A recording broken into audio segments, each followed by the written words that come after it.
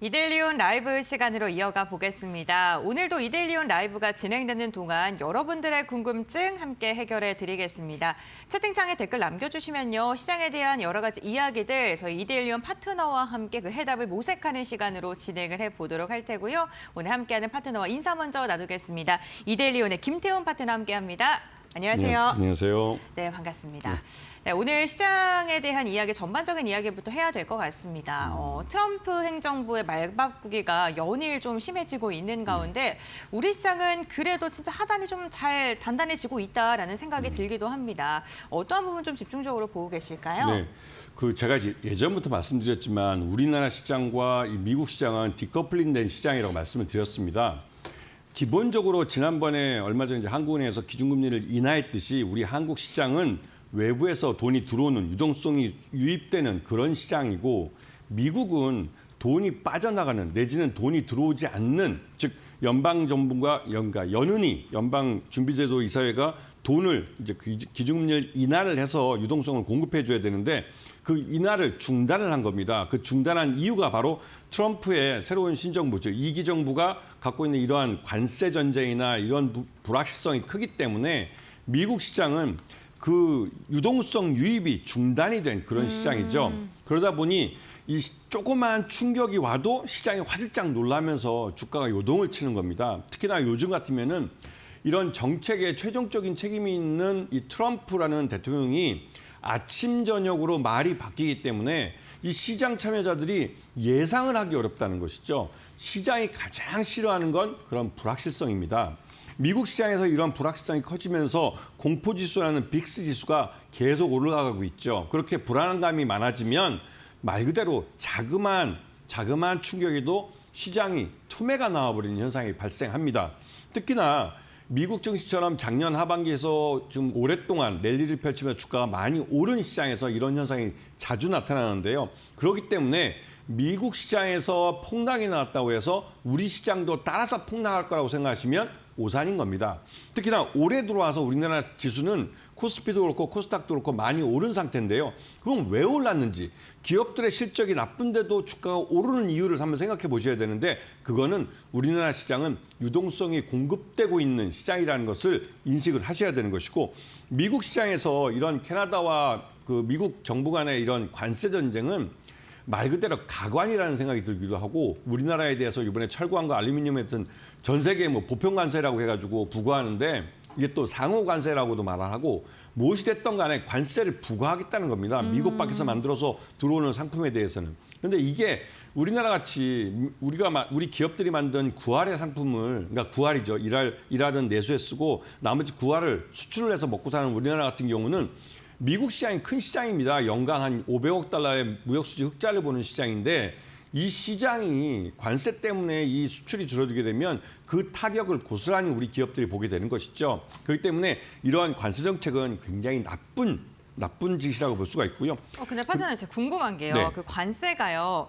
그 안 좋다는 이야기가 많이 나오는데 또 일각에서는 우리나라의 제품이 워낙 좋다 보니까 공평하게 관세를 부과하는 거기 때문에 오히려 경쟁력 부분에서는 이점일 수도 있다라는 그런 네. 시각도 있더라고요. 그 네. 부분에 대해서 어떻게 보세요? 그 말씀하신 대로 네. 우리가 한국에서 만든 그 바구니라고 있죠. 바구니라는 네. 상품. 이런 상품은 중국이나 베트남이 훨씬 더 싸게 만듭니다. 아, 네. 여기에는 기술이라는 게 별로 들어갈 게 없죠. 물론 그렇지만 우리가 반도체 같이 대규모 자금이 들어가서 장치를 만들고 이런 그러니까 자본이 많이 투입되는 이런 기술이 필요한 부분은 네. 우리 기업들 제품이 관세를 부과해도 나름대로 경쟁력이 있습니다. 왜냐하면 다른 데서 베트남이나 중국이나 싸게 만드는 나라에서 사다 쓸 수가 없기 때문이죠. 네. 왜냐하면 그 나라들은 기술이 없어서 만들 수가 없습니다. 만든다 할지라도 그 제품에 대한 신뢰도가 없죠. 한국의 반도체를 쓸 수밖에 없습니다. 또 한국의 자동차 같은 경우 그 디자인 면에서 미국의 GM이나 포드보다 훨씬 더 유럽차처럼 스타일링하고 멋있습니다. 그리고 기능도 더 앞서 있고요. 튼튼하게 미국 차가 튼튼하겠지만 그 디자인 면이나 성능이나 사람들이 타고 났을 때 그 만족감은 한국 자동차가 훨씬 더 뛰어납니다. 그렇기 때문에 한국 차를 사는 것이죠. 그런데 이러한 그 기술력이 들어가고 이런 자본력이 들어가는 이런 제품들은 실제로 관세가 부과되더라도 한국 제품이 경쟁력을 갖고 있게 되는 것입니다. 그래서 그런 제품들이 미국에 많이 팔려야 되는데 이 관세를 상상외로 많이 부과를 하면 그게 굉장히 수출하는데 어려움이 있는 것이죠. 왜냐하면 수입하는 수입업자들이 자기 마진을 생각하고 수입을 해야 되는데 이 관세가 그런 부분을 많이 갉아먹게 되는 겁니다. 즉 수입해놓고 판매가 안 되면 고스란히 재고로 쌓여서 그 부분은 수입업자가 뒤집어 쓰게 되는 것이기 때문에 그렇죠. 그런 부분이 있기 때문에 전반적으로 관세 문제에 있어서만큼은 좀 다른 생각을 좀 하면서도 이 전체적으로 시장 전체로서는 우리 기업들에게 별로 좋지 않다는 부분은 분명히 인식하고 계셔야 되고 네. 지금 우리에게 그래도 기회가 있는 것은 중국이 이 양회를 통해서 그 이구환신 정책을 내놨고 여기에 소비 진작을 해서 960조 원을 투자한다고 합니다. 예전부터 말씀드렸지만 지난 30여 년 동안 중국은 우리의 공장이었다가 지금은 우리의 시장이 되고 제2의 내수 시장이 되고 있습니다. 중국 시장이 소비 진작으로 해서 돈을 투자하면 결국은 기승전으로 해서 우리 한국 기업들 상품이 팔리는 시장이 됩니다. 그렇기 때문에 중국이라도 이렇게 내수 진작을 위해서 돈을 투자해 주는 부분이 우리 기업들에게는 살아날 구멍이 생기고 있다는 것을 기억하셔야 되는 겁니다. 네, 알겠습니다. 중국의 돈풀기 정책으로 우리 시장은 수혜를 받을 수도 있다라고 이야기를 해주셨습니다. 미국과 중국 사이에서 굉장히 우리 시장이 여러 가지 고심을 하고 있는 상황인데 위기 속의 기회를 잘 찾고 주식시장 역시나 지속적인 상승을 찾아오기를 바라겠습니다. 그렇다면 오늘 이 같은 시장 속에서 우리 국내 증시에 영향을 줄 만한 이슈는 또 어떤 게 있는지 확인해 보도록 할 텐데요. 우리 시장의 이슈는 좀 어떤 걸로 추려볼 수 있을까요? 근데 우리 시장에서는 경제 외적인 내용도 있고 경제 네. 내적인 내용도 있는데 외적인 요인이 더 큰 것 같습니다. 이번 주 내에 이제 윤석열에 대한 그 헌재의 탄핵 심판 결과가 나오는데 이 부분이 심판이 나고 나서 사회적 혼란이 발생하고 정치적 혼란으로 갔을 때 프랑스처럼 우리나라의 국가 신용 등급이 강등당할 위험이 있습니다. 그런 부분에 대해서 충분히 인식을 하셔야 되고 어저께 같은 경우는 외국인 투자자들이 우리나라 코스피 시장에서 선물과 현물 양쪽을 다 조 단위로 팔았습니다. 그래서 양쪽 다 해서 선물하고 현물하고 합해서 거의 한 2조 원 정도를 팔았는데요. 이러한 움직임은 별로 우리에게는 좋은 건 아니죠. 우리 시장 내에서 우리 한국은행이 돈을 푼 것을 외국 투자가들이 바로 회수해 간다고 볼 수가 있기 때문에 특히나 원달러 환율을 1,450원대에서 이걸 지켜주기 위해서 우리나라 한국은행이나 기획재정부가 외환 시장에 직접적으로 개입하고 있다고 보여주고 그리고 외환 보유액이 4천억대 초반까지 지금 줄어든 상태에서 이렇게 외국인들이 돈을 계속 빼갈 경우에는 이건 분명히 위기 신호라고 볼 수가 있는 겁니다. 그리고 내적으로는 제가 엊그저께 월요일 날 방송할 때 말씀드렸지만 이 식품주들이 이제 가격을 올리는 부분, 이게 이제 인플레이션을 자극하고 있는 부분이죠. 이 식품 가격이 오르면 다른 모든 산업, 특히 이제 석유와 함께 식품은 우리가 꼭 반드시 사용해야 된, 먹어야만 될 그러니까 이런 상품이기 때문에 이쪽에서 가격이 오른다는 건 전반적으로 우리 그 경제에 큰 부담을 주고 있는 겁니다. 특히나 이런 그 농심이나 CJ 제일제당 같은 우리나라 대기업, 굴지의 식품 대기업들이 먼저 식품 가격을 올리는 것은 그 밑에 있는 중소기업들까지도 다 따라서 올릴 수 있는 환경을 만들어준 것이죠. 그러다 보니 이런 그 식품주들이 가격이 오르는 부분은 인플레이션을 자극하는 요인이 되고 있고 이게 우리 국민 경제 전반에 위기감을 좀 더 불어일으키고 있습니다. 그렇지만 그 안에서도 유리기판 같은 경우 어저께 이제 주가가 많이 올라졌죠. 그렇게 올라준 이유가 엔비디아가 이 발열 문제를 해결하기 위해서 유리기판을 채용을 하겠다라고 공식적으로 말을 했습니다. 그런데 이 유리기판은 전 세계적으로 우리나라 SKC가 제일 먼저 상용화를 했고 그 다음에 삼성 SDI하고 이 LG 이노텍이 상용화를 준비하고 있습니다. 그만큼 한국 기업들이 앞서 있는 분야입니다. 이런 분야에서 세계적인 엔비디아 같은 업체가 이 유리기판을 채용한다는 건 곧 한국 상품을 사준다는 뜻이죠. 이런 부분을 잘 봐주셔야 되겠고 조선주하고 철강업체가 이제 싸움을 하고 있는데 이게 후판 가격 때문에 싸우고 있는 건데요. 그런데 이번에 이 양쪽 산업에서 후판 가격을 인하하는 쪽에 합의를 하고 있습니다. 그러니까 인하하는 게 아니라 사용량을 줄이는데 합의를 하고 있는데 이 이유는 우리나라 조선사들이 미국의 미 해군의 MRO 사업을 따기도 했고 그리고 미 해군의 아예 군함 건조까지도 미국이 법을 바꿔서 우리나라에서 할 수 있게 됐습니다. 그것은 미 해군의 군함을 우리 조선사들이 만든다는 뜻이고 이거는 중국에게는 굉장히 자극적인 내용이죠. 즉 그 말은 중국이 우리나라에 대해서 후판 수출을 규제할 수 있다는 겁니다. 거기에 대해서 선제적으로 우리 기업들이 대응을 하고 있는 것이죠. 그리고 지금 계속 뉴스에 나오지만 홈플러스가 문제가 좀 점점 커지고 있습니다.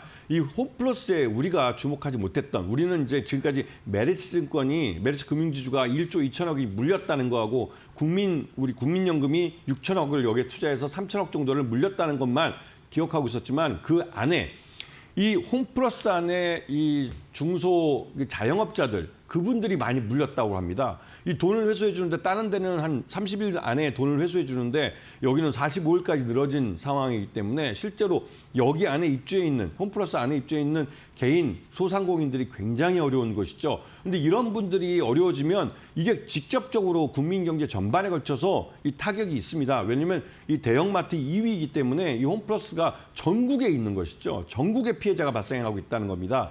이 문제를 어떻게든 빨리 해결하는 게 좋을 것 같다는 생각이 들고 있습니다. 네, 알겠습니다. 우리 시장에 영향을 줄 만한 국내 이슈까지 살펴봤습니다. 그래도 우리 시장의 이 분위기를 보게 된다면요. 지난해와는 정말 달라진 모습이 살펴볼 수 있는데요.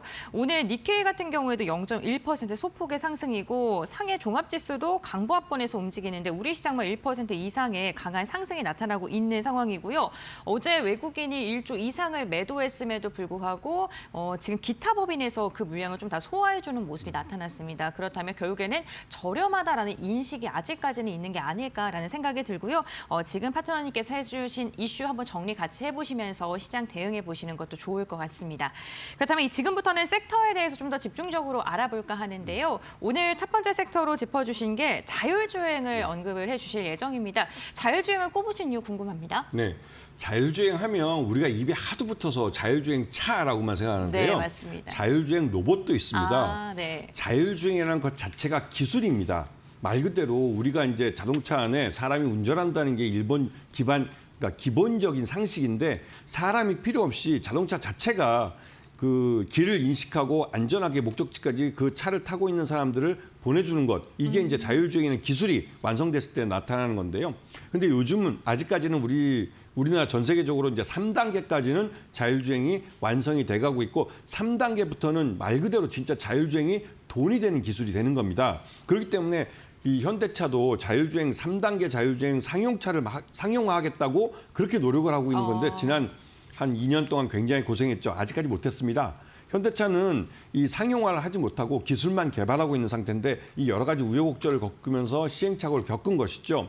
그리고 이번에 현대차가 이 자율주행 스타트업인 에이브라이드라는 곳하고 손을 잡고 이 자율주행 기술을 이 회사로부터 받아서 아이오닉 5에다가 이걸 포팅을 해서 이번에 그 로보택시에 이걸 적용을 합니다. 그러면서 로보택시라는 건 택시업을 통해서 돈을 버는데 자율주행 기술이 그 핵심 기술인 것이죠. 그러다 보니 자율주행이 돈을 벌기 시작했습니다. 이런 부분을 잘 인식하셔야 되고 현대차가 이런 로보택시에 돈을 투자하듯이 테슬라도 로보택시를 텍사스에서 한다고 합니다. 그만큼 로보택시라는 건 자율주행을 사람들로부터 경험을 하게 하고 이 자율주행 차에 대한 우리 일반인들의 신뢰도를 높이기 위해서 먼저 도입을 하는 겁니다.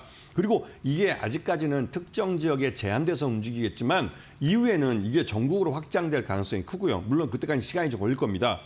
자율주행 관련주들은 이제 돈을 버는 그런 시기가 됐고 이 자율주행 기술은 여기서 더 나가서 이족보행 로봇이나 아니면 일반 배달 로봇 같은 데도 적용이 되기 때문에 우리 실생활에 한 발 더 다가와 있는 그런 기술이라는 걸 알 수가 있죠. 그런 면에서 이 자율주행 기술을 갖고 있는 회사들을 좀 봐주셔야 되는데요. MC넥스나 넥스칩, 칩스 앤 미디어 같은 이런 회사들을 주의 깊게 잘 보시면 충분히 앞으로 장기간에 걸쳐서 이 회사들은 시장의 성장과 함께 매출이나 실적도 키워가고 기업 가치를 키워갈 회사들입니다. 그렇기 때문에 이런 회사들을 잘 봐주셔야 될 필요가 있는 것이죠. 네, 알겠습니다. 첫 번째로는 자율주행 테마를 짚어주셨습니다. 자동차에 국한된 것이 아니라 로봇과 같은 우리 일상에 계속해서 스며들 수 있는 다양한 곳에 적용이 가능하다라고 이야기해 주시면서 종목까지 언급해 주셨으니까요. 참고해 보시면 좋을 것 같고요. 두 번째 섹터 이야기 나눠보겠습니다. CXL 반도체를 들고 오셨는데 오늘 반도체 기업들 흐름 괜찮습니다. AI 관련된 기업들의 흐름이 좋은데 어떠한 모멘텀이 있을까요? 그 CXL이라는 게 이게 네. 하도 약자를 쓰니까 사람들이 잘 이게 이것만 봐서는 잘 모르죠. 네. 이게 컴퓨터 익스프레스 링크라고 해서 링크 연결입니다. 말 그대로 우리가 컴퓨터나 서버나 안에 보시면 CPU가 있고 GPU가 있고 다양한 메인 칩들이 있고 네. 그 메인 칩을 위해 일해주는 D램이 각각 달려 있습니다. 그런데 이 각각 달려있는 CPU가 일할 때 거기에 달려있는 D램들이 같이 그러니까 메모리 반도체로 일을 하고 있고 또 그때 GPU가 일할 때는 GPU 주변에 달려있는 D램들이 또 일을 합니다. 그런데 이 CPU가 일을 하고 있을 때 그 옆에 있는 D램들은 일하고 있지만 GPU에 딸려있는 이 D램들은 놀고 있습니다. 이건 자원의 낭비죠. 거기에 CXL 반도체가 들어가서 이때 이 서버나 컴퓨터 안에 있는 이 CPU가 CPU 주변에 있는 D램뿐만 아니라 GPU 주변에 있는 D램이 놀고 있으면 그 D램까지 끌고 와서 이 CPU가 일하고 있는 것을 도와주면서 그 주로 그 AI 가속기라고 불리는 AI 반도체가 일을 할 때 이러한 그러니까 D램들이 같이 일할 수 있도록 만들어주는 게 CXL 반도체의 역할입니다. 이거는 올 상반기 중에 완성이 됐고 올 하반기부터 상용화가 될 예정이고요. 이거는 주로 일반 개인 컴퓨터가 아니라 서버같이 대용량 그 고속으로 데이터를 처리하는 이런 쪽에 사용이 될 겁니다. 그렇기 때문에 이제 시장이 열리기 시작하는 것이고 CXL 기술은 세계 표준이 1.0부터 2.0까지 완성이 돼 있고 올 하반기에 3.0이 완성이 되면서 이게 본격적으로 상업화가 될 겁니다. 그렇기 때문에 여기에 관련된 종목들은 이제 시장이 열리는데 기술 개발을 해놓고 즉 비용을 들여서 기술 개발을 해놓은 상태고 그 기술 개발해 놓은 비용을 이제 돈을 벌면서 커버할 거라는 겁니다. 그렇기 때문에 네오셈 같이 CXL 반도체 2.0 검사 장비를 완성을 했고 이 개발을 완성한 것 같고 실제로 샘플을 돌리면서 우리가 이러한 실력이 있습니다라고 하고 이 서버 회사들이 이 회사에 이런 CXL 반도체에 들어가는 이런 검사 장비들을 그러니까 구매를 하도록 하는 것이고 오픈 엣지 테크놀로지 같은 경우는 CXL 그러니까 컨트롤러 IP를 개발했습니다. 그래서 이것 또한 이제 만들어진 상태이기 때문에 판매를 할 수가 있는 거고요. TLB 같은 경우는 CXL 메모리 모듈에 PCB를 만드는 업체입니다. 이 업체는 이제 대덕전자에 떨어져 나오는 회사인데요. 그래서 이러한 준비가 돼 있는, 레디가 돼 있는 회사들은 시장만 열리면 곧바로 이제 돈을 벌기 시작할 겁니다. 그렇기 때문에 지금은 돈도 벌지 않고 기대감만으로 주가가 올랐었던 그런 모습이고요. 직전에 올랐던 고점을 요번에 오르기 시작하면서 즉 매출을 일으키게 하면서 고점을 벗길 가능성이 큽니다. 그렇기 때문에 이런 종목들을 주의 있게 잘 봐주셔야 되는 것이죠. 네, 알겠습니다. 오늘 두 번째로는 CXL 반도체와 관련된 이야기를 나눠봤습니다. 이렇게 시장에서 주목해 볼 만한 섹터 두 가지에 대해서 짚어주셨고요. 그렇다면 오늘의 공략주를 알아보도록 하겠습니다. 오늘 두 가지 섹터 중에 어디에 들어가 있을까요? 자율주행 쪽에 NCN의 자회사인 그 넥스칩입니다. 넥스트칩이요. 네. 그렇다면 넥스트칩을 선정한 이유를 한번 들어보겠습니다. 주로 이제 넥스트칩 자체는 적자 회사입니다. 네. 아직까지 이 회사가 만든 이 자동차용 반도체 칩인데요. 영상 처리할 수 있는 기술을 갖고 있는 이제 칩입니다. 우리가 일반적으로 쉽게 말씀드리면 우리 주변에 이 세상은 아날로그 세상입니다. 근데 아날로그 세상을 이 자율주행 자동차가 인식을 하기 위해선 디지털 데이터로 바꿔줘야 됩니다. 디지털화하는 그 반도체 칩이 바로 이 넥스칩에서 만드는 칩이죠. 즉 아날로그 세상을 이 카메라가 받아들여서 카메라가 받아들인 그 영상을 갖고 디지털로 만들어주는 기술, 디지털로 만들어주는 칩을 만드는 게 넥스칩의 역할입니다. 그런데 이 회사가 왜 중요하냐면 이 회사의 모회사인 NCN이 실적이 안 좋습니다. 그래서 이 회사가 굉장히 어려운데 결국은 넥스칩을 매각할 가능성이 크죠. 그런데 이번에 앞에서 설명을 못했지만 현대차가 기존의 3단계 자율주행 자동차를 계속 못 만들었던 이유가 기존에 했던 그 자율주행 자동차를 만들겠다는 그 방식이 이게 라이다 같은 것들, 그러니까 레이다나 라이다 같은 것을 이용해서 주변의 사물을 파악하고 자율주행차가 이동할 수 있는 그런 식으로 개발을 했는데 이게 제대로 안 된 것이죠. 결국은 테슬라처럼 오토파일럿에서 적용될 것처럼 카메라들을 갖고 외부 세계를 파악하고 그 외부 세계 파악한 데이터를 갖고 디지털 처리해서 이걸 자동차가 안전하게 그 목적지까지 이동할 수 있도록 만드는 테슬라식 방식으로 현대차도 바뀌었습니다. 그때 반드시 필요한 칩이 넥스칩이 만드는 칩이죠. 그렇기 때문에 넥스칩은 몸값이 오르는 겁니다. 그래서 M&A 대상이 될 수 있고 이 M&A가 될 때는 경영권 프리미엄이라는 게 붙었습니다. 경영권 프리미엄이 붙기 때문에 지금 현재 주가에 곱하기 100 정도를 하죠. 2배 정도를 받습니다. 그런 부분을 감안한다면 넥스칩은 모회사의 어려움 때문에도 매각될 가능성이 있고 매각된다면 현대차나 기아가 반드시 사야 될 만한 그런 기술을 갖고 있는 회사라는 점을 기억하셔야 되고 매수가는 8,000원, 그다음에 손절가는 7,500원을 제시했는데 목표가는 16,000원 정도를 제시해드리겠습니다. 네, 알겠습니다. 오늘 김태훈 파트너가 선정한 공약주는 넥스칩이었습니다. 자율주행 관련된 기업이고요. 오늘 가격 전략까지 제시해 주셨으니까요. 참고하시면서 대응해 보시면 좋을 것 같습니다. 오늘 또 김태훈 파트너와 함께 시장에 대한 다양한 이야기 나눠봤고요. 오늘 말씀 여기까지 듣겠습니다. 고맙습니다. 고맙습니다.